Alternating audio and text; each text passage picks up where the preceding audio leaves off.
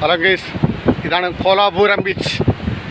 നമ്മൾ നേരെ കാണില്ല, അതിൻ്റെ അറ്റത്താണ് ഈ പണ്ട് ആദിവാസികൾ അമ്പ് ചെയ്യണതൊക്കെ അവരുടെ ആ കേന്ദ്രമാണ്. ഈ കാണുന്നതിൻ്റെ നേരെ അറ്റത്ത് ആ വളഞ്ഞിരിക്കണ മരത്തിൻ്റെ ഒക്കെ ആ സൈഡ് എന്ന് പറയുന്നുണ്ട്.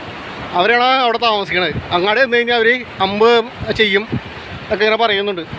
ഈ ബീച്ച് എന്ന് പറഞ്ഞാൽ ഒരു ശാന്തമായ ബീച്ചാണ്, വലിയ പ്രശ്നങ്ങളില്ലാത്ത ഒരു ബീച്ചാണ്. ഇത് വേണ്ട ഇവിടെ മലപോട് കാര്യങ്ങൾ അങ്ങനെയുള്ള ഒരു സാധാ ബീച്ചാണ്. നല്ലൊരു കാലാവസ്ഥയുമാണ്.